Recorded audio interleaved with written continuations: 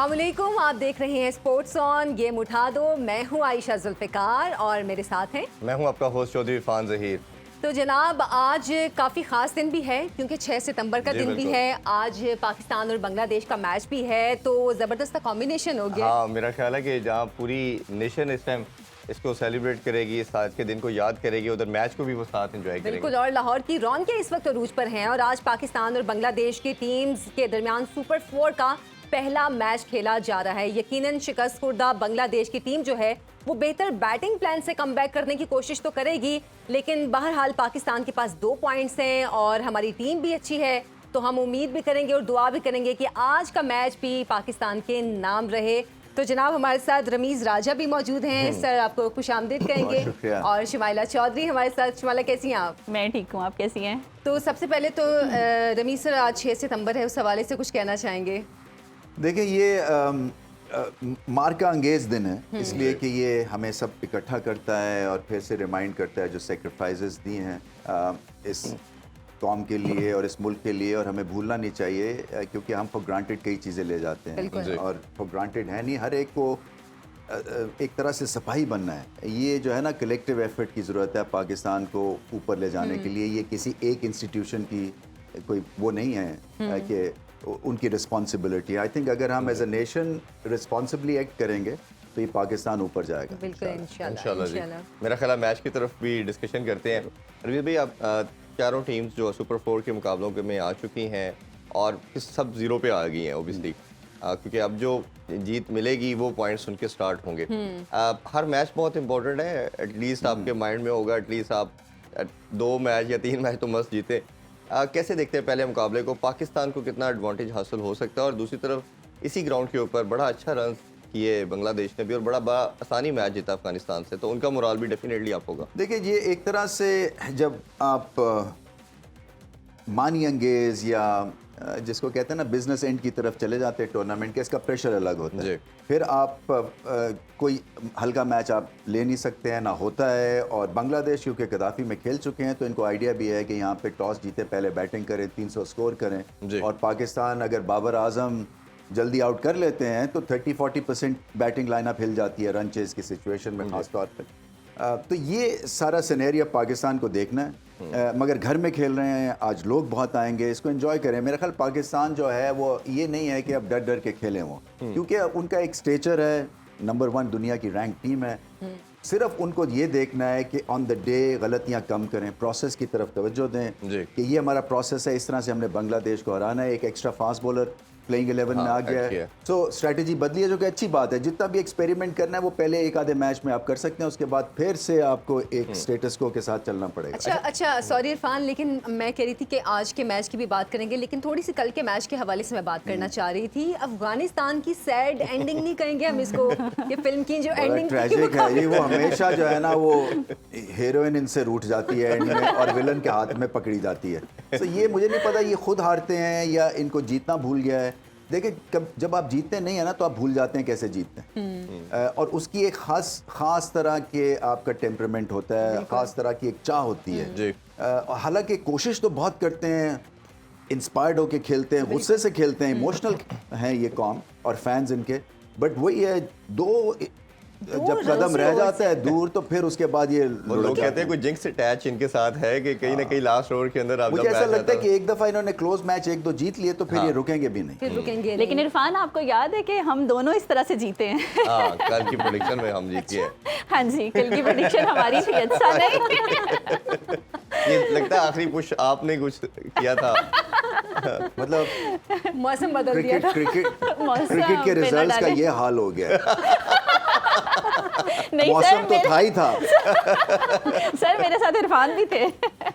मैं आपकी बात कर रहा हूँ। कोई बात नहीं, कभी-कभी प्रेडिक्शंस गलत भी हो जाती हैं। मैं मौसम को ऑन कर लेती हूँ। मैंने तो उनकी परफॉर्मेंस बेस कहा था कि ये कहीं ना कहीं एंड में जाके कोलैप्स करेंगे, तो वो इवेंचुअली हुआ। अच्छा रवीज भाई, फ़हीम की थोड़ी मैं बात करना चाहूँगा। 2-2.5 साल से ये ODI T20 का पार्ट नहीं थे, अभी लास्ट सीरीज में इनको इंडक्ट किया गया। एक मैच खेले अफगानिस्तान के अगेंस्ट, बड़ी अच्छी बॉलिंग की इनकी, बट कहा जाता है कि एशियन कंडीशन में ये इतने सूटेबल नहीं है। गुड लेंथ पे मोस्टली ये हिट करते हैं बॉल को, अगर बॉल सीम और स्विंग करे तो इनकी इफेक्टिवनेस ज़्यादा होती है, ना हो तो ये इनको रन्स भी होते हैं। बैटिंग में भी काफ़ी हैंडी है, बड़ी शॉट्स भी लगा लेते हैं, तो दोनों तरफ आपको लगता है ये स्टेबिलिटी प्रोवाइड कर सकते हैं? देखिए, एक तो पहले इनका ये देखना है कि मेंटली कितने प्रिपेयर्ड है, क्योंकि आप बार बार जब कम करते हैं ना, किसी भी टीम हो, चाहे हॉकी हो, क्रिकेट हो, सो आप जो है ना घबराहट का शिकार हो जाते हैं, क्योंकि आपको नहीं पता कि आप लॉन्ग टर्म एसेट हैं इस टीम के या नहीं हैं। तो पहले तो इनको सबको मेंटली जो है ना इनको रिलैक्स करवाना है और इनको जी अप करना है। मुझे ये पता है कि बाबर आजम इनको हाईली रेट करते हैं और इनके बारे में हमेशा बात करते थे सिलेक्शन के पॉइंट ऑफ व्यू से। वो समझते हैं कि एक ऑलराउंडर की ज़रूरत है पाकिस्तान को। क्या ये ऑलराउंडर है या कोई और है सर्किट में, ये देखना। क्योंकि देखें, जब आप इतने कमबैक्स करते हैं तो फिर अपने आप को भी आपको क्वेश्चन करना चाहिए कि क्या वजह है कि मैं परमानेंट फिक्सर नहीं हूँ इस टीम का, कहाँ पे मैं गलती करता हूँ। मुझे ऐसा लगता है कि इनका टैलेंट जो है ना वो 2 इंच बढ़ता है और 2 इंच पीछे आ जाता है, और फिर ये ऑलराउंडर फॉर ऑल सीजन्स, यानी कि फॉर ऑल पिचेस नहीं है। जैसे हार्दिक पांड्या, आप उनको हर दफा खिलाएंगे, किसी भी पिच पे खिलाएंगे, क्योंकि अगर उनकी बॉलिंग नहीं चलती तो बैटिंग चलती है, बैटिंग नहीं चलती तो बॉलिंग कामयाब होती है। तो इनको भी यही सोचना है कि क्या इनको किस तरह से एडजस्ट करना है कि कंडीशंस के हिसाब से ये अपने आप को मनवाएं। अच्छी ये प्लॉय है, अच्छी चाल है, इसलिए कि अगर भारत को सामने रख के ये चेंज की गई है, क्योंकि जैसे हमने कहा है कि उन स्पिन को वो डोमिनेट करते हैं भारत, तो पेस के अगेंस्ट थोड़ा सा हाथ हौला रखते हैं। तो इस लिहाज से भी ये चेंज जो है ना ये इंपॉर्टेंट है पाकिस्तान के लिए, और आई जस्ट होप कि वो चलें। फहीम अशरफ, इसी कॉन्टेक्स्ट में मैं वसीम जूनियर के हवाले से भी जानना चाहूँगा। वो भी ऑलमोस्ट 2-2.5 साल से टीम का परमानेंट मेंबर है, हमेशा स्क्वाड में तो एटलीस्ट मस्ट होते हैं। उनका क्या माइंड में अब सोच आ रही होगी कि मैं परमानेंट मेंबर था, फ़हीम की इंक्लूजन हुई और वो प्लेइंग 11 में खेलता है और मैं डगआउट में बैठ रहा हूँ, और वो कितना प्रिपेयर्ड होंगे अगर उनको अपॉर्चुनिटी मिलती है? देखिए, उनकी बैटिंग इंप्रूव होने वाली है। वो शुरू हुए थे तो ऐसे लगा था कि एक ऑलराउंड पोटेंशियल मिला है, मगर उनकी भी बैटिंग ठिठर गई है। बिल्कुल वही बात है कि एक ही तरह से हिट मारी जाते हैं, कोई प्रोसेस नहीं है। और आपने देखा है कि अभी भारत की तरफ से स्टेटमेंट आई है कि हमें लेट मिडल ऑर्डर और टेल एंडर्स पे बैटिंग के हिसाब से हमने उनके ऊपर रिस्पॉन्सिबिलिटी डालनी है, क्योंकि एक एक से हमें परफॉर्मेंस ईक आउट करवानी है। तो यही पाकिस्तान का भी होना चाहिए ना, कि ये नहीं होना चाहिए कि पहली 6 विकेटों के बाद वो आन जान जिमखाना हो जाए, यानी कि आ रहे और जा रहे हैं, आ रहे और जा रहे हैं, तो ये नहीं होना चाहिए। हाँ, तो ये जो है ना ये जो लास्ट के प्लेयर्स हैं इनके ऊपर रिस्पॉन्सिबिलिटी, अब कोई टेल एंडर रहा नहीं है मार्केट में, सबको जो है वो फाइट करनी है। अच्छा, बांग्लादेश की अगर हम बात करें तो हालांकि बेहतर परफॉर्मेंस हमने देखी है बांग्लादेश की, लेकिन पाकिस्तान के मुकाबले में हमने माजी में भी देखा कहीं ना कहीं फंस जाता है। आपके ख्याल में आज के मैच में बांग्लादेश को अपनी स्ट्रेटजी में क्या चेंजेस लाने चाहिए? देखिए, एक तो ज़हनी तौर पे उनको खौफज़दा नहीं होना चाहिए, क्योंकि पाकिस्तान के ख़िलाफ़ मैं और खुद भी मैं खेला हूँ, वो ऐसे लगता था जैसे कि पहले से हारे हुए हैं थोड़ा 30%।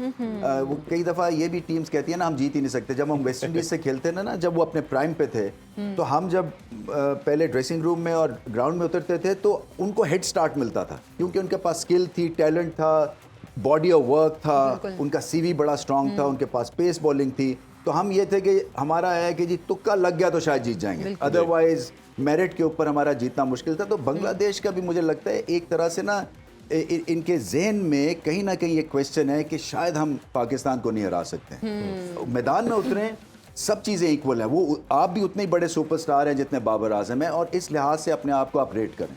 सर, विकेट जो है ये कज़ाफ़ी स्टेडियम में तीसरा मैच हो रहा है, तो इसका बिहेवियर कोई चेंज होता है मुसलसल मैच से?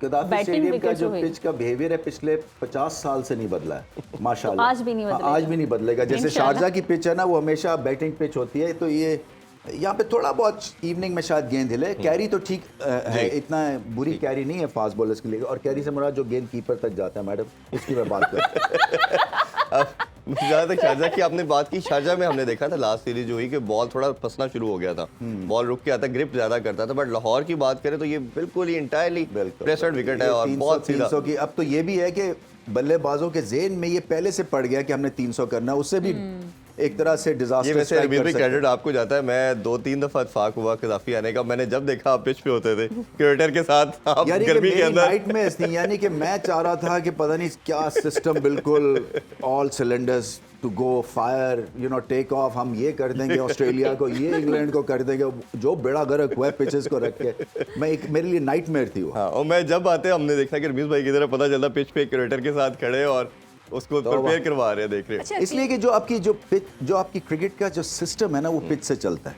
ये बहुत ज़रूरी है आप दोनों ख़वातीन के लिए समझना, क्योंकि अब तो आप परमानेंट मेंबर और फिक्सर हो गई क्रिकेट का कि ये जो है ना, ये पहले 22 गज डिटरमिन करता है कि आपकी क्वालिटी क्या है क्रिकेट की। और वो ऐसे ही है जैसे कि वेदर कोई रीड प्रॉपरली नहीं कर सकता, और या मुश्किल है वेदर को रीड करना, इसी तरह से पिच को भी रीड करना और बनाना बड़ा मुश्किल है। सर भी आपकी जब बात होती थी क्रिकेटर से, तो क्या वो बेसिक बताते थे उसमें कि क्या इंप्रूवमेंट की जा सकती है, या क्या डिस्कशन होती थी, अगर वो शेयर देखो करना ये चाहें? इरफान इतना ज़्यादा वर्क एरिया है, इतना ज़्यादा traffic, heavy traffic in pitches पे, क्योंकि खेला ही इतने के। जब आप 1000 मैच खेलेंगे एक स्क्वायर पे जी। और उसको तब्दील नहीं करेंगे, और आपके पास टाइम ही नहीं है उसको चेंज करने का, उसकी लेयर को टेपर करने का या उसकी पिच को रीडू करने का, तो फिर पिच मरती जाती है। फिर आपकी फास्ट बॉलर जो है डिस्करेज होते हैं, गेंद स्पिन भी नहीं करता, बैट्समैन जो है वो चैलेंज नहीं होते। सडनली आप ऑस्ट्रेलिया जाते हैं, आपको पता चलता है गेंद तो यहाँ से निकल रहा है। तो ये गलती नहीं है बल्लेबाजों की वहाँ पे जब फेल होते हैं, क्योंकि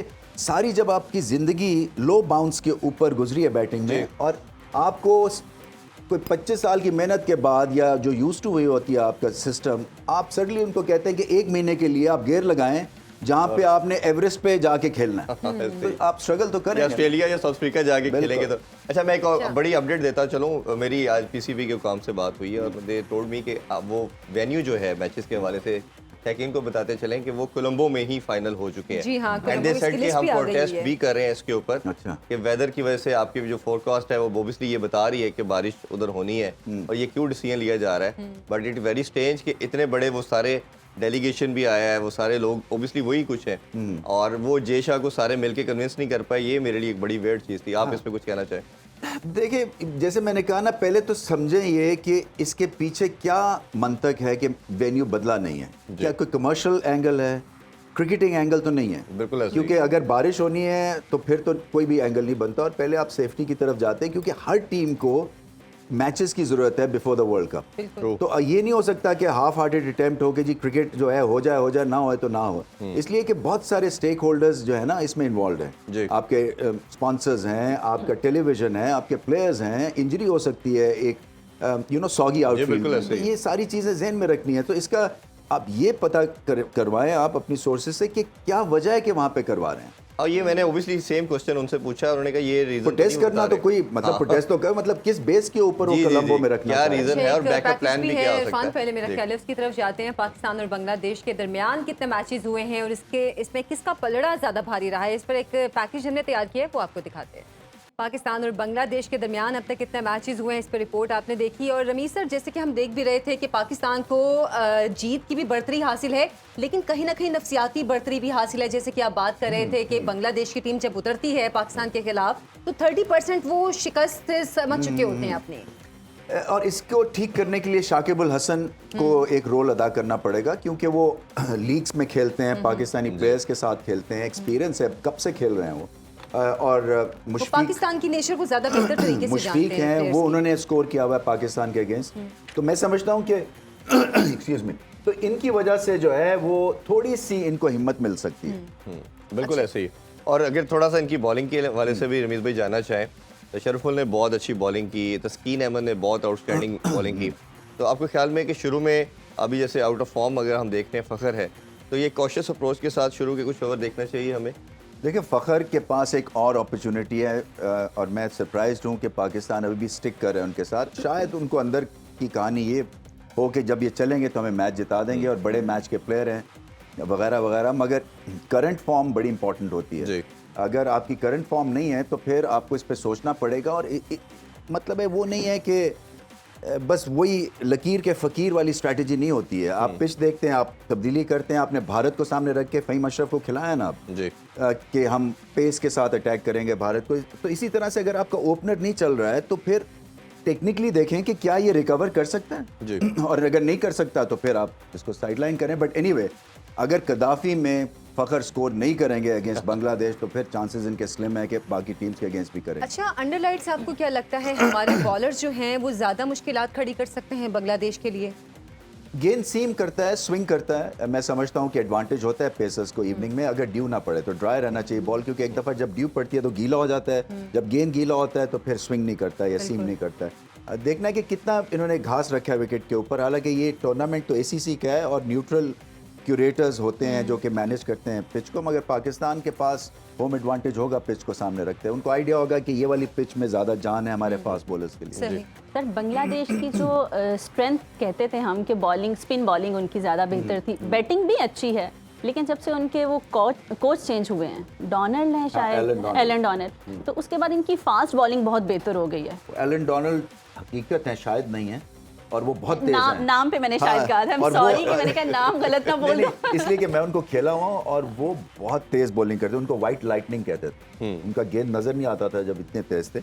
असल में देखिए जो फास्ट बॉलिंग है ना, ये एक एटीट्यूड है कि मैंने, और ऐसा ही होता है कि डेड पिच के ऊपर आपको पता है कि कुछ मिलना नहीं है, और आप ऐसे लगता है कि दीवार से सर टकरा रहे हैं, मगर आप बार बार दीवार से सर टकरा रहे हैं, बिकॉज आप कुछ करने की ख्वाहिश है, और एटीट्यूड है कि मैं इतना तेज़ हूँ कि मैं किसी भी पिच से पेस को एक्सट्रैक्ट कर सकता हूँ। सो ये जो मेंटालिटी है ना, ये एलन डोनाल्ड के आने से ज़रूर इम्प्रूव हुई है। तस्कीन अब बाउंसर भी करते हैं, शरफुल की आपने बात की, लेफ्ट आर्म का angle, over the wicket, round the wicket, दोनों यूज़ करते हैं, उनके बाउंस अच्छा है, एक्शन अच्छा है। मुस्तफीज़ और अनफिट है, अगर वो भी आ जाए तो ये अच्छा फॉर्मिडेबल फास्ट बॉलिंग अटैक है।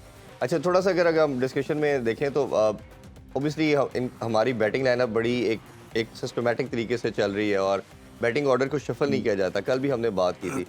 आपको कहीं ना कहीं लगता है रमीज़ भाई कि हम जो रिजवान का नंबर है वो सबसे वाइटल है, नंबर 4 पे आना, और हमें ये भी देख रहे हैं कि ऑफ लेट ये स्पिनर के ऊपर थोड़ा सा फंस भी रहे हैं, और इसी तरह सलमान यागा भी स्पिनर पे थोड़ा फंसते हैं, पेस अटैक को अच्छा खेल रहे हैं।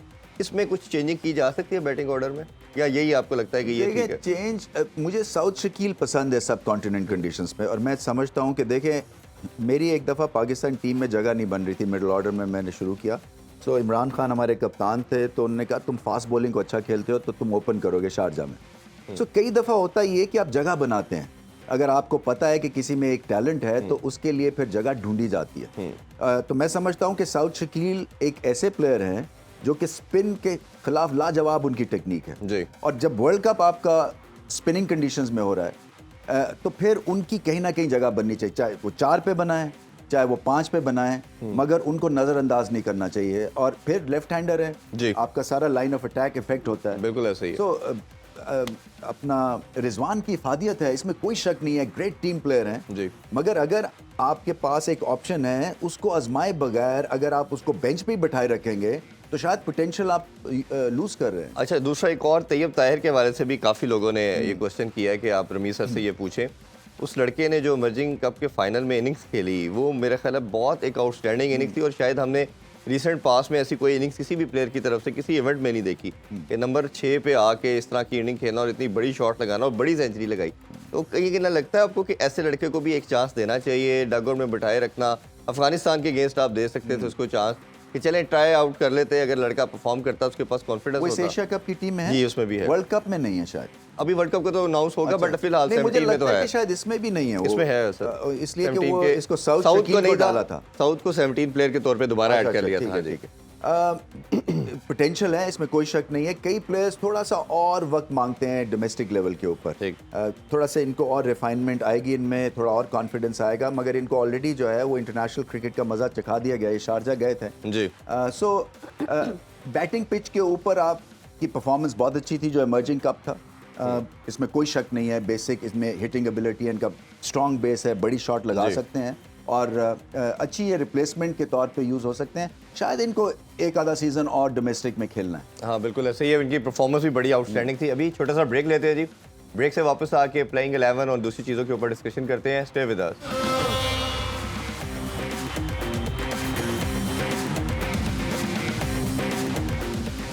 Welcome back, sports on game उठा दो। सुपर 4 मरहले का आज पहला मैच है पाकिस्तान और बांग्लादेश की टीम्स के दरमियान और कदाफी स्टेडियम में ये मैच खेला जाएगा। तो रमीज सर, जैसे कि पाकिस्तान के हवाले से हम देख रहे हैं कि टीम तकरीबन सेम चल रही है और हमारे जो प्रोड्यूसर हैं असद, उनका भी बहुत दिल से ये सवाल था कि स्ट्रेटजी क्यों सेम है पाकिस्तान की।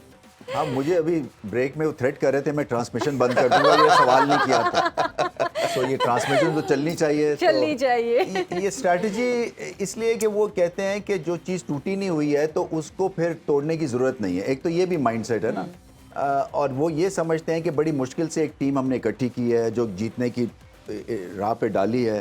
तो इस जब आप जीत रहे होते हैं, और सही पॉइंट है टू अ सर्टेन एक्सटेंट, कि जब आप जीत रहे होते हैं तो जो वीकनेस होती है ना एक दो की, वो कवर हो जाती है। जी। जब आप हारते हैं तो फिर वो मैग्नीफाई होती है। लेकिन इससे ये नहीं होता मगर कि जैसे आपके मैंने कहा, मुकाबले में जो टीम है उनको आपकी स्ट्रेटजी पता चल जाती है, आपकी प्लानिंग पता चल अगर जाती है। पहले अनाउंस करते हैं टीम को, ये आई थिंक मुझे ऐसा लगता है कि सबको तसल्ली देने के लिए और उनको ओवरनाइट प्रिपेयर करने के लिए कि भी जो भी आपके दिमाग में कॉबवेब्स हैं, जो सिस्टम में बटरफ्लाइज हैं, वो आप रिलीज कर दें। आप खेल रहे हैं, ये नहीं है कि मैं खेल रहा हूँ या नहीं खेल रहा और सुबह बताया गया, तो बुरी चीज़ नहीं है ये। अच्छा, इसको हम ज़्यादा प्ले अप कर रहे हैं। सारी इंग्लैंड की टीम, ऑस्ट्रेलिया की टीम यही करती है, भारतीय टीम भी यही कर रही है आजकल। तो ये इसका कोई ना कोई मॉडर्न एक तरीका है इसको डिस्क्राइब करने का। आई एम श्योर कभी बाबर आजम से मैं अगर प्रेजेंटेशन में होगा तो पूछूंगा कि आप भाई हमारे प्रोड्यूसर जो हैं बड़े नाराज हो जाते हैं कि आप पहले टीम अनाउंस कर देते हैं। नहीं मतलब ऑब्वियसली की आप तसल्ली टीम को होगी बता होगी। दें, टीम को बता दें, अनाउंस करने की लॉजिक वो ऑब्वियसली यही जानना चाहते हैं कि देखो इरफान, मुझे इसमें कोई ये बड़ा पॉइंट नहीं है। ये आपको पता है कि ये हमारे प्लेयर्स हैं, ये हमारी टीम है, तो ये कॉन्फिडेंस भी झलकता है इसमें। ये भी पॉइंट है कि आप जो मर्जी टीम उतार ले, हमने पहले अनाउंस कर दिया और हम काफ़ी हैं आपके लिए। बिल्कुल ठीक तो है, ये भी है एक पॉइंट। साइकोलॉजिकली ऑब्वियसली अच्छा इंपैक्ट डाल सकती है। अच्छा, थोड़ा सा बॉलिंग के हवाले से बात करते हैं। शाहीन एक बहुत बड़ा थ्रेट, हमेशा वो प्रूव करते चले जा रहे हैं, और नसीम शाह भी डे बाय डे ग्रेजुअली बहुत इंप्रूव कर रहे हैं, और जिस तरह का शानदार स्पेल उन्होंने लास्ट मैच में भी किया। हारिस ट्रॉफी में थोड़ी सी ज़्यादा बात करना चाहूँगा। विकेट टेकर तो इसमें कोई डाउट नहीं है, सबसे ज़्यादा विकेट टेकर हैं। जो पेस है वो 150 नॉच की बॉल करना, कंजेक्टिव करना आसान नहीं है, बेवर्ड थोड़े हो जाते हैं। तो ये हमारे पेस बैटरी को कैसे देखते हैं आप? देखिए, इन पे काम करना चाहिए। मैं समझता हूँ कि जो बॉलिंग कोच है उनको इनके ऊपर वक्त लगाना चाहिए, क्योंकि माना कि 150 में आप मीडियम पेस वाली लाइन और लेंथ नहीं रख सकते हैं, मगर बैट्समैन के हिसाब से आप एक स्ट्रेटजी बना सकते हैं कि अगर तुमने लूज बॉल भी करना है तो यहाँ पे करना, क्योंकि यहाँ पे प्रोटेक्शन है जी। तो आपको चौके के बजाय सिंगल मिल जाएगी, या डॉट नहीं मिलेगा तो आपको 2 रन मिल जाएंगे। बट ऐसा नहीं होगा कि कंट्रोल ही बिल्कुल चला जाए कप्तान से। कई दफ़ा ये होता है कि नाजुक मरहले पे जब इस तरह की बॉलिंग हो जाती है तो फिर कंट्रोल चला जाता है और कप्तान को इस पर समझ नहीं आती वो करे क्या। इनका एडवांटेज सिर्फ इसलिए है, और बहुत बड़ा एडवांटेज, कि विकेटें लेते हैं। तो विकेटें लेते हैं, एक तरह आपने वे करना है कि एक बॉलर खिलाऊं मैं जो कि नन फॉर 60 देता है 10 ओवर्स में, या एक ऐसा बॉलर खिलाऊं जो कि 4 फॉर 75 मुझे देता है। सो मैं विकेटों के हमेशा प्रेफर करूंगा, क्योंकि इसका मतलब ये हुआ कि आपने पार्टनरशिप नहीं लगने दी, आपने किसी को खड़े नहीं होने दिया, टीम का स्कोर नीचे चला जाता है क्योंकि आपने आउट कर दिया। बिल्कुल। अच्छा, नवाज के बाहर बैठने से रमीज भाई, और ख़ास तौर पे उनके लास्ट गेम की परफॉर्मेंस के बाद फिर दोबारा से ये डिबेट हमने भी अपने शो में आपसे की थी, बट सोशल मीडिया पे बहुत ज़्यादा ये इन हो चुकी है कि नवाज़ की जगह इमाद वसीम को होना चाहिए, और वो एक बड़ी कमोडिटी है, बड़ा तगड़ा प्लेयर है, मेंटली स्ट्रॉन्ग है, कैप्टन मटीरियल भी उसको तो काफ़ी टाइम कहा गया। तो आप कैसे देखते हैं ये इंक्लूजन होनी चाहिए, और नवाज़ की जगह अगर वो आते हैं तो ओबियसली इतने एकदम से टीम में आना, 2 साल से तो वो भी ओडीआई का पार्ट नहीं रहे। देखिए, एक तो ये एक तरह से फनी तो नहीं मैं कहूँगा, बट ये हमेशा डिबेट हो जाती है। जो बाहर होता है ना उसको हम चाहते हैं वो जल्दी से अंदर हो जाए, फिर जब वो अंदर आता है तो कहते हैं जल्दी से बाहर चला जाए। ये ऐसा ही होता है, वो खिलाते हैं फिर वो 2 मैच में नहीं करते तो ये क्यों खिला दिया। तो ठीक है, सोशल मीडिया एक आप प्रेजेंस है और उनकी वैल्यू है, इसलिए कि वही फैन हैं जो कि प्लेयर को बनाते हैं। बट मैं समझता हूँ कि ये कप्तान के ऊपर छोड़ देना चाहिए, वो कंफर्टेबल किसके साथ हैं। अगर मुझसे आप टेक्निकल बात करें तो इमाद जो है सब कॉन्टिनेंट में नए बॉल के बाद इन पिचेस के ऊपर उनके जो सेकंड और थर्ड स्पेल है शायद वो उतना इफेक्टिव ना हो, जो मैं समझ रहा हूँ जिस वजह से उनकी पिक नहीं हुई है। बाकी जगहों पे जहाँ थोड़ी सी इनको हेल्प मिलती है, अगेंस्ट अगर स्पिन करता है तो बहुत अच्छा है, जहाँ पे सीमिंग कंडीशंस हैं वहाँ पे भी फिर इनका जो नए बॉल के साथ जो एंगल है ना वो ज़्यादा मुफीद है कंपेयर टू नवाज। अच्छी बात यह है कि प्लेसेस के लिए कंपटीशन है और बहस हो रही है, और नवाज को इसलिए अपने टोज पे रहना चाहिए। बिल्कुल। उबैद ने हमें क्वेश्चन किया है लाहौर से, वो उबैद पूछना चाह रहे हैं कि मोहम्मद आमिर की क्या जगह बनती है टीम में, अगर बनती है तो क्या वर्ल्ड कप के लिए वो हो सकते हैं सर? नहीं, मेरा नहीं ख्याल है इस बॉलिंग अटैक में। अब देखें ना, ये मेहनत करके एक सर्किट में लोग खेल रहे हैं, कप्तान उसका माइंड बना हुआ है कि इनके साथ हमने आगे जाना है। सो मुझे नहीं लगता कोई भी और फास्ट बॉलर को आने के लिए ना बहुत बड़ा एक कारनामा अंजाम देना पड़ेगा जी, क्योंकि आपके पास टैलेंट फास्ट बॉलिंग का बहुत है। और वैसे भी अभी तो उन्होंने रिटायरमेंट भी ली हुई है। वैसे मोहम्मद आमिर का फ्यूचर क्या देखते हैं, मतलब अब क्योंकि बीच में जो एक टाइम उन्होंने फेस किया उसके बाद वापसी तो हुई, लेकिन वो पहले वाला स्पार्क नहीं था उनमें। देखें, ये एक तरह से एक तो कंट्रोवर्शियल हो गए, फिर कंट्रोवर्सी खुद भी मोल लेते हैं क्योंकि कमेंट्स करते हैं रिगार्डिंग आपके ऑफिस बेरर्स हो जाएं, चाहे टीम के हो जाएं, तो ये मुझे नहीं पसंद कभी भी आती। जब आप खेल रहे होते हैं तो फिर आपको फिर खेलना है, बिल्कुल। फिर आपकी परफॉर्मेंस बोलती है, आपके फैंस चाहते हैं कि आप खेलें, मगर उसके बाद 10,000 और एंगल्स लग जाते हैं, वो आपको चाहिए नहीं है क्योंकि ऑलरेडी आप एक तरह से टेंटेड हो जाते हैं, कंट्रोवर्शियल हो जाते हैं। उसके बाद तो फिर आपको फूक फूक के कदम लेना है। बिल्कुल ऐसे ही है। तो ये सिचुएशन। थोड़ा सा मैं पर्सनली जानना चाहूँगा आपसे हसन अली के हवाले से। हसन अली जब इंजरी के बाद वापस आए, साउथ अफ्रीका के अगेंस्ट सीरीज़ में मैन ऑफ सीरीज़ भी रहे और बड़ी शानदार किस्म की बॉलिंग की, बट एकदम से हमने देखा कि उनका पेस भी ड्रॉप हो गया, टीम और स्विंग भी ख़त्म हो गई, और ख़ास तौर पे जो उनकी यूनिकनेस थी मिड ओवर में आके 20 से 30 ओवर के अंदर आके जो विकेट्स लेते थे, वो पाकिस्तान की विक्ट्रीज में बहुत बड़ा रोल था।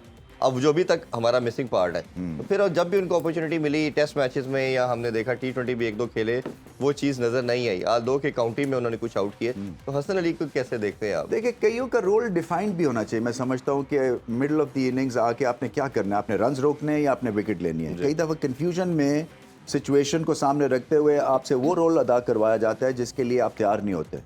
सो अगर आपका यूएसपी है कि आपने आउट करना है, तो फिर आपने आउट करना है। फिर जैसे हारिस रऊफ है, फिर मार पड़ेगी तो लिव विद इट, वो कुछ नहीं आप कर सकते जी। तो हसन अली का भी मुझे कई दफ़ा लगता है कि थोड़ा सा कंफ्यूजन होता है कि क्या ये स्ट्राइक बॉलर हैं या क्या ये रन्स रोकने वाले बॉलर हैं। बिल्कुल। और उनको भी खुद डिफाइन ये करना है। पाकिस्तान का मसला यही है कि हमारी फास्ट बॉलिंग जो है ना, वो एग्रेसिव मोड में दुनिया की बेहतरीन बॉलिंग है। डिफेंसिव मोड में हम उतने अच्छे नहीं हैं, जहाँ पे आपको 6 बॉल एक जगह पे कराने हैं और रिदम को किल करने के लिए डॉट्स कराने हैं, हम शायद उतने अच्छे नहीं हैं जितनी बाकी मुल्क हैं। या दोनों तरह से जो एग्रेसिव और डिफेंसिव मोड में खेलते हैं कुछ बॉलिंग टीम्स, वैसी अभी तक हमारी टीम नहीं है। अच्छा बीबी, ये मैं जनरली आपसे जानना चाहूँगा, एक 80s या 90s में खासतौर पे after becoming the world champion एक एग्रेसिव अप्रोच पाकिस्तान की थी, और 90s का पूरा एरा, 20s का भी हम फर्स्ट पार्ट कह सकते हैं, हम इनोवेशन लेके आते थे और हर चीज़ में हम लीड करते थे। चाहे सकलैन के दूसरे की बात करें, अफरीदी की तेज सेंचुरी की बात करें, पेस की स्विंग की बात करें, मतलब हर पार्ट पे आप देखेंगे तो हम लीड कर रहे थे। बट एक स्टैग्नेंट सा हो गया हमारा मामला कोई 10-15 साल से, कोई डिफरेंट चीज़ें हमारी तरफ से नहीं आ रही, एक सर्टन सिमेट्री से चीज़ें चलती हैं और उसी तरह हम कैरी फॉरवर्ड करते हैं। तो इसकी क्या रीज़न है? नहीं, हम थोड़ा सा ज़्यादती करते हैं अपने प्लेयर्स के साथ। इन लोगों ने बड़ी मेहनत करके यहाँ पे मुकाम, अब बाबर आजम की बात होती है सारी दुनिया में होती है, इसी तरह से शाहीन अफरीदी की बात होती है सारी दुनिया में होती है। हारिस रऊफ जो है वो लीग्स के फेवरेट हैं, स्माइल रखते हैं, गेम के लिए बेहतरीन। ऐसा है, हमें एक इंडिविजुअल चाहिए जो कि गैलरी के लिए भी खेलता है, जो कि पैशनेट है, आउट करके आपको पता चलता है how much he wanted it. इसी तरह से जो आपकी जो सिर्फ हमारा जो प्रॉब्लम है वो मिडिल ऑर्डर है और स्पिन बॉलिंग है। स्पिन बॉलिंग में शादाब हैं, और शादाब जो हैं वो भी अंडर वैल्यूड हैं। आई थिंक उनको भी हम ज़्यादा रिस्पेक्ट नहीं देते हैं। ठीक है, भारत बहुत अच्छा स्पिन को खेलता है, बट बाकियों के खिलाफ उनका रिकॉर्ड बहुत अच्छा है। अच्छा, अभी आप बात कर रहे थे हसन अली के हवाले से कि हसन अली को पहले तो ये देखना है कि वो रन रोकने वाले हैं या रन रोकने वाली बॉलिंग और आउट करने वाली बॉलिंग, इसमें डिफरेंस क्या है? सो ये अच्छा सवाल है आपका। कई दफ़ा हम क्रिकेटर्स जो है ना, वो ऐसी चीज़ें जल्दी से एक्सप्लेन कर जाते हैं कि आम फैंस को, पब्लिक को आइडिया नहीं होता। देखें, इसकी पहले तो एक मेंटालिटी होती है कि आप में इतनी अहलियत है कि एक ही जगह पे आप बॉल करेंगे और फिर आप रन्स नहीं खाएंगे। सो आपका एक डीएनए उस तरह से वायर्ड होता है। सही। जब आप एग्रेसिव होते हैं तो फिर आपको ये पता है कि ये बॉल मैंने आउट करने के लिए किया और मैं चांस ले रहा हूँ। तो चांस लेते हैं आप, कभी यॉर्कर से, कभी बाउंसर से, कभी स्लोअर बॉल के साथ। सो आपके पास वैरायटीज ज़्यादा होती हैं और आपका जो माइंड सेट है ना, वो ये होता है कि मैं विकेट ले रहा था, उसमें चौका पड़ गया तो कोई बात नहीं। सो आपका टेम्परामेंट डिफरेंट होता है। ठीक है। तो जब कंफ्यूजन ये होता है कि आपने 2 बॉल एक जगह करने की कोशिश की और उस पे मार पड़ गई, फिर आपने आउट करने की कोशिश की, उस पे मार पड़ गई, तो आपका कॉन्फिडेंस हिल जाता है और फिर आप अपने आप को क्वेश्चन करते हैं कि मैं हूं क्या। और वो जब क्लैरिटी थिंक टैंक या कप्तान की तरफ से नहीं आती है तो फिर you are at a loss और फिर आपकी क्वेश्चन मार्क लग जाता है। कॉलर ने भी अभी ज्वाइन कर लिया है, शाहजेब अली है कराची से। अस्सलाम वालेकुम जी। वालेकुम सलाम जी, बहुत शुक्रिया जी। सर पूछिए, क्या जानना चाहेंगे रमीज सर से? जी, सबसे पहले तो रमीज भाई को अस्सलाम वालेकुम। रमीज भाई, शाहजेब अली कराची से बात कर रहा हूँ। रमीज भाई, एक इंपॉर्टेंट क्वेश्चन है, किसी भी स्क्वाड को बैलेंस रखने के लिए जरूरी है कि उसकी बेंच स्ट्रेंथ जो है वो स्ट्रांग होनी चाहिए, और बेंच स्ट्रेंथ तभी स्ट्रांग होगी जब आपके बेंच पे बैठे हुए प्लेयर्स को इनफ गेम टाइम मिलेगा। और उसके लिए जरूरी है कि पाकिस्तान ए या फिर पाकिस्तान शाहीन्स की टीम जो है वो रेगुलर मैचेस खेले। लेकिन अनफॉर्चुनेटली हमने देखा पिछले 4 से 5 साल से हमें रेगुलर टूर्स होते हुए नजर नहीं आए। इस साल हमारी टीम खेल रही है, लेकिन फिर भी जैसे हम कंपैरेटिवली देखते हैं बाकी टीम्स जो है वो ऑस्ट्रेलिया, इसके अलावा श्रीलंका, वेस्ट इंडीज और न्यूजीलैंड और बड़ी बड़ी टीम्स का इंग्लैंड का टूर करती है। पाकिस्तान टीम जिम्बाब्वे जाती है, शाहीन्स की टीम, या फिर आपस में ही कहीं ना कहीं सीरीज खेल ली थी। तो आप क्या समझते हैं कितना जरूरी है, क्योंकि हमने अब्दुल्ला शफीक को देखा था, वो जब टीम में आए थे तो 1.5 साल वो बेंच पर बैठे रहे थे। तो टैलेंट आइडेंटिफाई होना चाहिए, उनको गेम टाइम मिलने के लिए कितना जरूरी है कि ऐसे टूर्स रेगुलर बेसिस पर होने चाहिए। बिल्कुल आपका सही पॉइंट है। मैं तो यहाँ तक कह रहा था सबको कि जैसे कि आपका एक इंटरनेशनल बायलैटरल शेड्यूलिंग होती है, 8 टीम्स की भी शेड्यूलिंग होनी चाहिए आईसीसी लेवल के ऊपर, ताकि आपको पता हो कि अगले साल आप कहाँ कहाँ जा रहे हैं, कौन सी टीम्स आ रही हैं।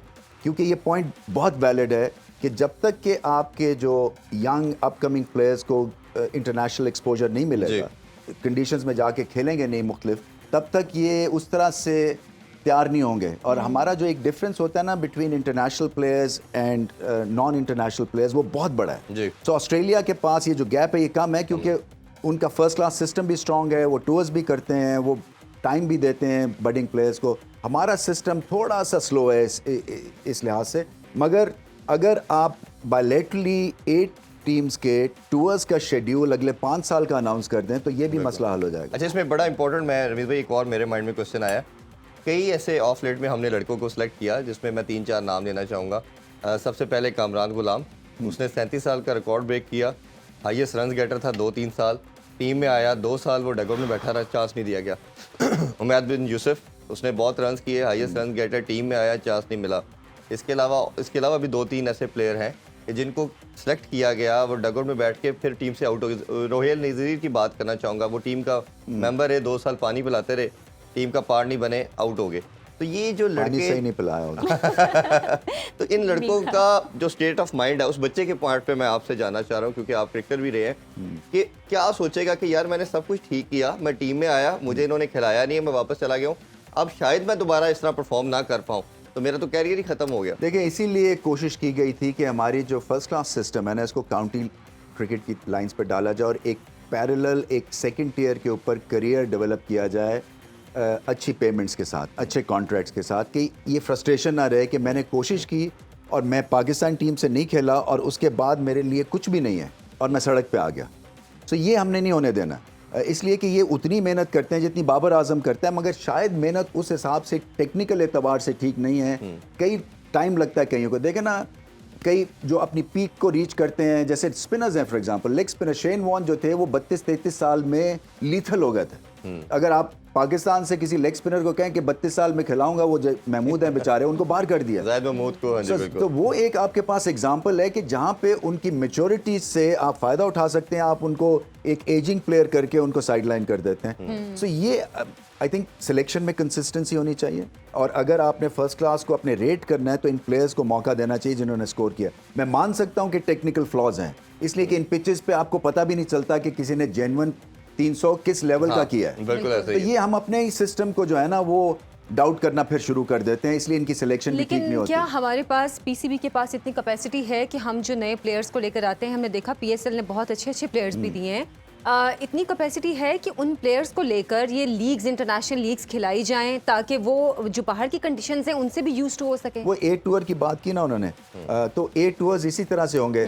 देखिए, जो बाकी कंट्रीज है ना, उनके लिए ए टूर्स इतने इंपॉर्टेंट नहीं है, क्योंकि उनके जितने भी बडिंग प्लेयर्स हैं ना, उनके सिस्टम में खप जाते हैं। हमारे यहाँ जो है ना, वो खपते तो हैं, मगर फिर वो प्रोफेशनल लाइंस के ऊपर एक तो डेवलपमेंट नहीं होती है, और दूसरा पैसे भी नहीं है, उतने पैसे नहीं है जितने ऑस्ट्रेलिया में है, फॉर एग्जांपल फर्स्ट क्लास खेलने में, या इंग्लैंड में है।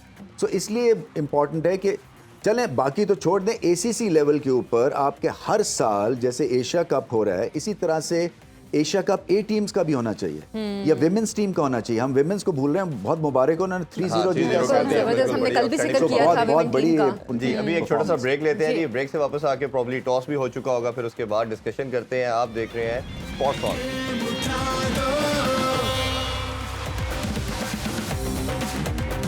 वेलकम बैक जनाब। सुपर 4 मरहले का आज पहला मैच है और बांग्लादेश ने टॉस जीतकर बैटिंग का फैसला किया है। तो रमीज सर, इस डिसीजन को आप कैसे देख रहे हैं? वैसे बाबर आजम की स्माइल मुझे बहुत गहरी लग रही थी। उनको जो है ना वो दिख रही है खीर।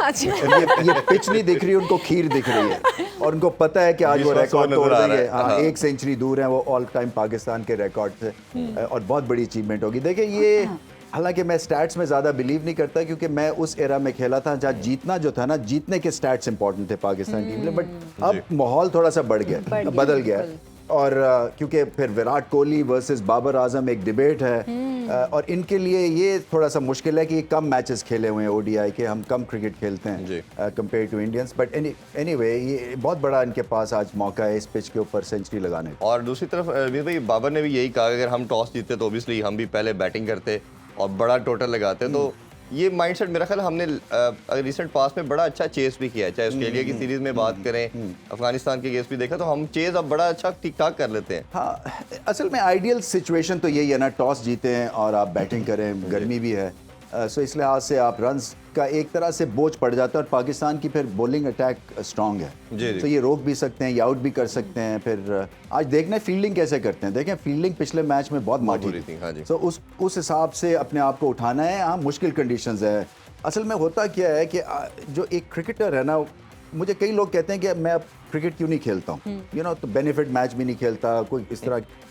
एक क्रिकेटर को ना एक माहौल चाहिए होता है टू परफॉर्म, एरेना चाहिए होता है। सो क्राउड्स जब आप नहीं आते तो फिर आपकी परफॉर्मेंस नीचे चली जाती है, गर्मी होती है आपकी परफॉर्मेंस नीचे चली जाती है क्योंकि आपने इतने अच्छे टाइम्स देखे होते हैं, आप समझते हैं कि मैं ये यहाँ क्या कर रहा हूँ। सो इस लिहाज से अपने आप को उठाना है पाकिस्तान टीम ने, क्योंकि ये गर्मी है, ह्यूमिडिटी है, शायद लोग तो आएंगे मगर फिर भी कम आएंगे। लेकिन पाकिस्तान अपने होम ग्राउंड पे इस तरह की कंडीशंस में भी खेलता तो रहा है और बांग्लादेश का भी मौसम कुछ इतना मुख्तलिफ तो नहीं है। नहीं, मैं ये कह रहा हूँ कि इस कोई एक्सक्यूज नहीं है, मगर मैं कह रहा हूँ ना कि अपने आप को उठाने के लिए ना, जब आप अच्छी जगहों पे खेल के आते हैं और अच्छे सीजन में खेला होता है, ये आपको एक चोर लगता है, जैसे कि मुझे बहुत मेहनत अपने आप से लड़ना पड़ता है। मगर क्रिकेट यही है।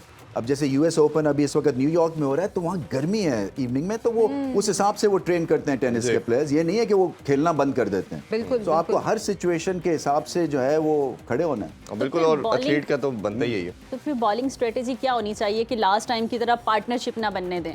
बॉलिंग स्ट्रेटजी, ये अच्छा सवाल है आपका, इसलिए कि ये आउट करें और कोशिश यही करें कि अगर 2-1 विकेट इनको जल्दी मिल जाती हैं, जो कि सेंचुरियन है पहले उनके, मेहदी ने सेंचुरी की पिछले मैच में, एक और शांटो ने, तो ये जो है ना, इनको अगर जल्दी आउट कर लिया तो प्रेशर पड़ जाएगा क्योंकि तमीम इकबाल है नहीं। तमीम इकबाल का तो वो इसलिए कि वो एक सॉलिड इनका एसेट थे, वो अनफिट हुए हैं और कंट्रोवर्सी भी थोड़ी सी थी। तो मुशफीक हैं, शाकिब हैं मिडिल ऑर्डर में, बैटिंग तो ठीक ठाक है। अगर टॉप ऑर्डर बांग्लादेश का चल जाता है तो फिर पाकिस्तान को मुश्किल। अभी मैं स्टैट्स भी देख रहा था कि तमीम और लिटन दास के ना होने की वजह से बावजूद इसके नजमुल हुसैन ने 643 रन स्कोर किए इस साल, मुशफिकुर रहीम ने 521 और शाकिबुल हसन ने 493, तो ठीक ठाक रन किए हुए इनके जो टॉप 3 बैटर है। नहीं, और ये पिच में आपको ज़्यादा टेक्निक की ज़रूरत नहीं है, ये सिर्फ माइंडसेट होना चाहिए कि मैंने गैप्स में खेलना है और रन्स आपको मिलेंगे, क्योंकि ऑफ द सरफेस कुछ खास होने वाला नहीं है। बिल्कुल। और थोड़ा सा रमीज भाई, मैं इनके बांग्लादेश के स्पिन डिपार्टमेंट के हवाले से भी आपसे ज़रूर पूछना चाहूँगा, इसको कैसे रेट करते हैं और क्या ये पाकिस्तानी बैटर को ट्रबल में ला सकते हैं? देखिए, रेगुलर स्पिनर्स है, कोई मैजिक नहीं है इतना। शाकिब अल हसन का गेंद ज़्यादा स्पिन नहीं करता है, तो वो वेरिएशन पेस के साथ, एंगल्स के साथ आपको डिसीव करते हैं। इसी तरह से जो मेहदी है, जो जिन्होंने 100 भी किया, वो बड़े अच्छे ऑफ स्पिनर हैं। फ्लाइट के साथ वो करते हैं, गेंद स्पिन मिलती है उनको उनके हाथ में स्पिन है, मगर ऐसा लीथल नहीं है कि जैसे कि बिल्कुल बुलडोज कर देंगे। अच्छा, तो मैनेजेबल है ये। अच्छा, ऑलराउंडर शाकिबुल हसन के हवाले से एक हमने पैकेज भी तैयार किया हुआ है, वो भी देखते हैं, फिर इस पे बात करें। जी, आप लोगों ने शाकिबुल हसन के ऊपर पैकेज देखा। अभी छोटा सा ब्रेक लेते हैं, ब्रेक से वापस आके प्लेइंग 11 के हवाले से और पिच पे अमीर राजा के साथ हम बात करेंगे। Stay with us. Welcome back, sports on game उठा दो। तो मैच भी अब से कुछ ही देर में शुरू हो जाएगा और बांग्लादेश ने, जैसे कि आपको पता है, कि टॉस जीतकर बैटिंग का फैसला किया है। गो के बाबर आजम भी चाह रहे थे कि वो पहले बैटिंग करते, लेकिन चलें, बहरहाल उम्मीद करते हैं कि बाद में जो बैटिंग होगी वो ज़्यादा अच्छी होगी। तो हमारी यहाँ पे पिच भी सज चुकी है, इरफान और रमीज राजा पिच पे जा चुके हैं। अब कौन पहले बैटिंग करेगा, कौन बॉलिंग? बैटिंग इन्होंने करनी है, ये इनका कोई चांस नहीं है और ये आज खासी मार खाएंगे अगर इन्होंने बॉलिंग की तो। ये किसी दिन भी मैच रख लेते हैं। बिल्कुल रमीज भाई, अच्छा जिस तरह हमने बात की प्लेइंग 11 भी अनाउंस हो चुकी है, लिटन दास की एक इंक्लूजन हुई है, कैसे देखते हैं ये अच्छी, ये स्ट्रेंथन करेगी इनकी बैटिंग लाइनअप को। टॉप ऑर्डर के बड़े अच्छे प्लेयर जी। हैं, एक्सपीरियंस भी है, और अगर एक आधा जल्दी आउट भी हो जाता है तो फिर ये सहारा भी दे सकते हैं। देखें, पाकिस्तान को सामने रखते हुए आपकी स्ट्रैटेजी यही होनी चाहिए कि थोड़ी सी बैटिंग को स्ट्रॉन्ग करें आप। क्योंकि बॉलिंग अगर पाकिस्तान की स्ट्रेंथ है तो बांग्लादेश की फिर उसको नलीफाई करने के लिए बैट्समैन चाहिए। जी। अच्छा, महमूदुल्लाह इस दफ़ा इनकी टीम का पार्ट नहीं है, एक्स कैप्टन भी रहे और बड़ा परमानेंट मेंबर थे, उनकी ना होना, टीम का पार्ट ना होना, वो कैसे देखते हैं? देखिए, वो भी फ्लैटर टू डिसीव एक टर्म यूज़ करते हैं हम क्रिकेट में, कि इतना ज़्यादा उनसे उम्मीदें थी मगर वो फिर पैचेस में चले। और ये बांग्लादेश की प्रॉब्लम भी यही है कि बेइंतहा, जैसे कहा है कि अफगानिस्तान की पैशन है, इंटेंसिटी है, लोग चाहते हैं कि बांग्लादेश की टीम जीते, मगर अभी तक 5 स्टार टीम नहीं उतार सकें। और उसकी बड़ी वजह यही है, महमूद की आपने बात की कि स्प्लैशेस ऑफ ब्रिलियंस थे। एक दिन बहुत अच्छा खेला, 2 दिन ख़राब खेले, और फिर उसके बाद आई थिंक अब तो मेरे ख्याल रिटायर हो गए शायद। हाँ, ऑब्वियसली अब वो टीम का पार्ट नहीं है। अच्छा, थोड़ा सा हम शॉर्ट बॉल के हवाले से आज आपसे टिप लेना चाहेंगे। एक तो फ़खर का मैं पर्टिकुलरली जाना चाहूँगा, फुटवर्क पे कहाँ मिस्टेक हो रही है, और हमने जो भी लास्ट दोनों मैच देखे बांग्लादेश के, शॉर्ट बॉल तस्कीन की खास तौर पे बात करें, शरफुल की बात करें, वो शॉर्ट बॉल से भी अटैक करें, तो क्या एज ए बैटर फुटवर्क होना चाहिए और किस तरह उनको खेलना चाहिए? देखिए, पहले तो फ़खर की थोड़ी सी बात कर लेता हूँ। मैं उम्मीद यही करता हूँ कि आज स्कोर करेंगे वो, क्योंकि नाउ और नेवर की तरफ उनका एक तरह से करियर ग्राफ चल रहा है। सो उनके लिए रन्स करने बड़े इंपॉर्टेंट है, सिर्फ इसलिए कि देखिए, अगर मेरा कप्तान इतना मुझ पर ट्रस्ट कर रहा है ना, तो फिर मेरे पास कोई उसका जवाब नहीं है कि मैं उसकी ट्रस्ट को जो है वो ब्रेक करूँ। सो इनको मेहनत करके और माइंड अपना क्लियर करके वहाँ पे जाना है। मुझे ऐसा लग रहा है, क्योंकि मैंने जितनी उनको पिछले 1.5-2 महीने से देखा है कि पहले से ही आउट हुए हुए, जैसे तैयारी पकड़ी हुई उन्होंने कि उनके बस से बाहर हो गई, क्योंकि सीधी शॉट खेलना चाहते हैं और गेंद इधर निकल जाता है। सो उनके प्रॉब्लम क्या है? प्रॉब्लम नहीं है या वो अनऑर्थोडॉक्स किस तरह से हैं, प्रॉब्लम नहीं, क्योंकि इतने रन इसी तरह से उन्होंने किए। सो नॉर्मल जो ग्रिप होती है ना, वो हम ऐसे पकड़ते हैं जैसे कि ट्री को चॉप करते हैं ना, तो ये आपकी बैट की ग्रिप होती है, जिसमें 2 वीज बनी होती है। पता नहीं टीवी पे दिखा रहे हैं या नहीं, आ रहे हैं। एक ये है और एक ये होती है। अच्छा, वो उनकी जो ग्रिप है, जो बॉटम हैंड की है, वो ऐसे हो जाती है, वैसे हो जाती है। सो वो इस ग्रिप के साथ फिर आप सीधा खेलना बड़ा मुश्किल हो जाता है। फिर आप यही शॉट खेल सकते हैं, कट शॉट जो खेलते हैं, या ये वाली शॉट, क्योंकि ये ग्रिप जो है ना आपको अलाउ नहीं करती है कि आप सीधा खेलें या थ्रू दी ऑफ साइड खेलें। इसका मतलब वो प्री मेडिटेटेड पहले ही प्लान किया होता कि मैंने यहाँ तो नहीं, प्लान नहीं किया होता। उनकी जो ग्रिप है और जिस तरह से बैट का एंगल आता है, इधर से आता है और इधर जाता है, तो वो लेग साइड ही वो फेवर करेंगे, इररिस्पेक्टिव कि वो चाहें या ना चाहें। इसलिए ये ऑफ साइड का एरिया सारा खाली उनका छोड़ के और लेग साइड पे इनको अटैक मतलब है फील्ड रख सकते हैं। और दूसरा ये कि जो भी गेंद आउटसाइड दी ऑफ स्टंप होगा, इनकी रीच वहां तक जाएगी नहीं, क्योंकि तिरछे बल्ले के साथ खेलते हैं ये, और फिर खड़े रहते हैं अपनी जगह पे, उसके बाद फिर यहाँ से खेलते हैं बॉडी से अवे। सो ये परफेक्ट बैटिंग कंडीशंस हैं। अगर यहाँ स्कोर नहीं किया तो फिर ये कहीं नहीं कर सकेंगे। बिल्कुल। उज़ैई का मैं कल भी आपसे बात कर रहा था कि समहाउ उसका भी यही प्रॉब्लम था कि वो हर बॉल को लेग की तरफ खेलता था, वो एक्सपोज। अच्छा, आपने दूसरी बात की बाउंसर की। देखें, इस पिच पे बाउंसर सबसे इफेक्टिव आपका मोड ऑफ अटैक हो सकता है, क्योंकि एज अ बैटर मैं इस पिच के ऊपर पहले से फॉरवर्ड फ्रंट फुट पे रहूंगा, क्योंकि मुझे पता है कि पिच में कुछ है नहीं, ना तेज है इन्हें, ये साइडवेज मूवमेंट होगी। सो मैं पहले से एक एग्रेसिव पोस्चर हो जाता है। सो फ्रंट फुट पे आप जाते हैं तो आप ज़्यादा फिर अटैकिंग मोड में चले जाते हैं। यहाँ पे फिर बाउंसर जो है ना, वो आपको एक तरह से रॉन्ग फुट कर देता है, और फिर आप क्योंकि आपने फील्डर्स रखे होते हैं, अटेम्प्ट करते हैं क्योंकि स्लो आता है, या आप देखते हैं बॉल को पुल शॉट खेलते हैं, आउट होने के भी चांसेस हैं। हाँ, चौका और छक्का लगने के भी हैं, मगर ये आपकी एक तरह से आर्मरी में ये बैक ऑफ द माइंड ये बॉल होना ही होना है। अगर आप बांग्लादेश के बॉलर्स हैं और तस्कीन के पास स्पीड है, शरफुल का लेफ्ट आर्म का एंगल है, अगर आपको मूवमेंट नहीं मिलती है तो फिर बाउंसर जो है वो गो टू बॉल हो सकता है। और आजकल हमने रिव्यू भी देखा कि स्लो बाउंसर का बहुत ज़्यादा ऐसी पिचेस पे खासतौर पे बहुत कॉन्सेप्ट आ गया कि स्लो बाउंसर किया जाता है, जिसपे बैट्समैन रिसीव होता है, आप शॉट मारते हो, हुक या पुल मारते हो, ऊपर खड़ा हो जाता है बॉल और वो कैच होता है। उसको कैटर करने के लिए एज ए बैटर क्या वेट करना चाहिए, क्या टेक्निक होनी चाहिए? मेरे ख्याल से लेट, एक तो पोजीशन आप लेट लें, क्योंकि जहां पे आपने स्लॉगिंग के लिए पहले से इधर आ गए या पहले से उधर चले गए, तो आप हेड स्टार्ट दे रहे हैं बॉलर को। सो जो अच्छे हिटर्स हैं वो खड़े रहते हैं और फिर एंड में फिर अपने हिटिंग एरिया जो है वो मार्क करते हैं। स्लोअर बाउंसर जो है वो उसके लिए तैयार तो होना ही है। आपको पता है कि ग्रिप पे आप नजर रखते हैं बॉलर की हाँ, वो इस कि तरह। अगर उसकी स्प्रेड फिंगर के साथ जी, बॉल आ कर रहा है रहा या back of the hand bouncer करता है या ऑफ कटर का बाउंसर करता है, ये ऐसी चीजें हैं जो कि मैंने कभी बैटिंग में एक्सपीरियंस नहीं की थी। एक स्टीव वो होते थे जो चेंज ऑफ पेस करते थे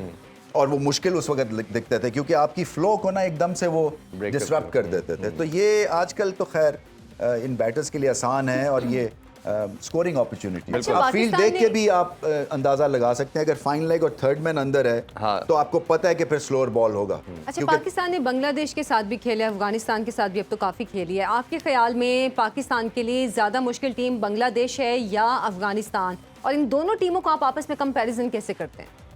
देखिए, अगर आसान टीम भी हैं ये तो हम इनको मुश्किल बना देते हैं। ये पाकिस्तान की खुसूसियत है और ये मेरे दौर से चल रहा है, ये ऐसा नहीं कि अभी हो रहा है। तो हम सीधा साधा मैच जो है ना वो गिरते पड़ते जीतते हैं, फिर खाम में दिलों की धड़कनें बढ़ा के और बट कोई एनीवे एक आध हार्ट अटैक करवा वो के पाकिस्तान टीम ही क्या जो कि दिलों की धड़कनें ना बढ़ाए। सो ये देखिए दोनों आप की दूसरे अपनी वाली दिलों की धड़कनें तो दोनों जो है ना वो उनके बांग्लादेश जो है वो फाइट करते हैं और फिर एक हमारी हिस्ट्री भी है, एक पॉलिटिकल हिस्ट्री है, सो उससे भी ये स्पर ऑन होते हैं। और अफगानिस्तान के साथ भी एक पॉलिटिकल दोनों हिस्ट्री के बन साथ गई हिस्ट्री है। और मगर अफगानिस्तान की स्पिन बॉलिंग बहुत बेहतर है बांग्लादेश की स्पिन बॉलिंग से, मगर बांग्लादेश के पास पेसर्स अच्छे हैं। बिल्कुल ऐसे ही है। अच्छा। अच्छा रवि भाई, अब टॉस हो चुका, डिसाइड हो चुका, Pakistani as a team, as a bowling lineup क्या समझते हैं, कितना टारगेट हमें सोचना चाहिए कि इस पे हमें रिस्ट्रिक्ट करना है और इस पे हमें फिर उसके अकॉर्डिंगली बॉलिंग करनी चाहिए, 200 250 क्या? देखिए, ये अगर आप न्यूजीलैंड ऑस्ट्रेलिया के खिलाफ खेल रहे होते तो मैं समझता हूँ कि 270 भी या 280 भी पाकिस्तान को शायद प्रॉब्लम दे सकता था, क्योंकि वो फील्डिंग अच्छी करते हैं, उनके टैक्टिक्स और होते हैं, वो फील्ड पोजीशंस अलग लेते हैं आपके लिए, और दो एक विकेटें गिरती हैं तो वो फिर पड़ जाते हैं। बट एशियन कंट्रीज़ का ये है कि ये आपको ब्रीदिंग स्पेस समहाउ अलाउ कर देते हैं। सो वो अगर कहीं नाजुक मराहल भी होते हैं ना, वहाँ पे भी बिकॉज ऑफ टैक्टिक्स और स्ट्रेटजी आप जो है आसानी पैदा आपके लिए हो जाती है। सो मैं ये समझता हूँ कि 300-310 तक पाकिस्तान के लिए आसान होगा रन चेस करना। मतलब 300 तक भी आप समझते हैं हाँ, पाकिस्तान मगर सेफ है? आई थिंक जितना बड़ा बॉलिंग अटैक है और जितनी रेपुटेशन बन गई हुई जी। है इंडिया के मैच के बाद, चाहे जैसी मर्जी कंडीशंस हो, इनको ऑल आउट करने की कोशिश अच्छा, करें। इस पिच पे चेस करना आसान है या फिर पाकिस्तान का होम ग्राउंड है, पाकिस्तान को कंडीशंस पता है, इसलिए पाकिस्तान के लिए आसान होगा? नहीं, आई थिंक चेज करना आसान है। चेज करना आसान। आजकल एक जो मॉडर्न ट्रेंड है वो भी यही है कि आप चेज करें। अच्छा। क्योंकि वो कंट्रोल में रहता है, आपको पता है कि किस तरह से आपने बैटिंग करनी है। सही। और अच्छा, ऑपोजिशन वैसे की बॉलिंग भी ऑब्वियसली जब इतनी स्ट्रांग ना हो तो आपको मालूम होता है कि हम चेज कर बिल्कुल, सकते हैं। और हमारे लड़कों ने, जैसे हमने बात की ऑफ लेट में, बहुत चेज किया है। तो पहले एक था 2-3 डेकेड हमने चेज में नहीं, मार पहले तो खाते थे। थर कांपना शुरू हो जाते थे चेज कि आता बस, था, हाँ। टॉस हारे और आधा मैच हम उधर ही हार वही जाते पे थे। हाजिर। अच्छा, वैसे दोनों टीमें इस वक्त ग्राउंड में भी आ चुकी हैं और गालिबन दोनों का नेशनल एंथम जो है वो भी चल रहा है। पाकिस्तान का नेशनल एंथम जब चलेगा वो भी आपको दिखाएंगे। अभी इस वक्त बांग्लादेश का आप देख सकते हैं कि खिलाड़ी यहाँ पे खड़े हैं और उनका नेशनल एंथम चलाया जा रहा है। और मुझे अभी तक पहले शो से लेकर अब तक आपकी वो बात याद है कि ये इतना इमोशनल मोमेंट होता है कि यकीनन यहाँ पर जब जो भी टीमों के लोग होते हैं या फैंस होते हैं वो उसको फॉलो करते हैं, उसको पसंद करते हैं इस मोमेंट को। बिल्कुल तो- बिल्कुल, ये बहुत बड़ी एक तरह से यू हैव अराइव्ड वाला मोमेंट है स्पोर्ट्समैन के लिए। बिल्कुल। क्योंकि इससे ज्यादा तो आपको लिफ्ट नहीं मिलती है, इमोशनल लिफ्ट है। अच्छा, वो चाहे क्रिकेट हो या कोई कोई भी दूसरी sport, गेम है, बिल्कुल। हमने देखा पाकिस्तान का है भी कि जब national पाकिस्तान का anthem नेशनल play होना एंथम शुरू हो चलता गया। है ये बड़ी फख्र की हमारे लिए बात होती है। अच्छा जी, साया खुदाए जुल जलाल, तो जनाब एंथम तो चल चुके हैं, अब गेम शुरू होगी और क्या पाकिस्तान इस वक्त चेस कर पाएगा या नहीं? ये कहना तो नहीं चाहिए कि नहीं, लेकिन बहरहाल हम दुआ करते हैं। प्रेडिक्शन कर लेते हैं रवीश भाई। Prediction, हाँ, क्या prediction। प्रेडिक्शन? मुझे लगता है टाइट मैच होगा, बट पाकिस्तान टू विन। या इंशाल्लाह आई विल गो फॉर इंशाल्लाह पाकिस्तान। पाकिस्तान। शुमाइरा, पाकिस्तान आज बांग्लादेश तो नहीं, आज मौसम का पाकिस्तान। पूछ लें इनसे। मौसम गर्म एंड खुश्क है। लेकिन खेल के चलिए लिए फिर बहुत भी अच्छा उम्मीद है। करते हैं हम बारिश कि का इंशाल्लाह कोई इम्कान पाकिस्तान नहीं। अच्छा चेस करे और पाकिस्तान ये मैच जीते। सुपर 4 का आज पहला मैच है पाकिस्तान और बांग्लादेश के दरमियान और हमारी ट्रांसमिशन आगे भी जारी रहेगी। अभी तक के लिए हमें इजाजत दें।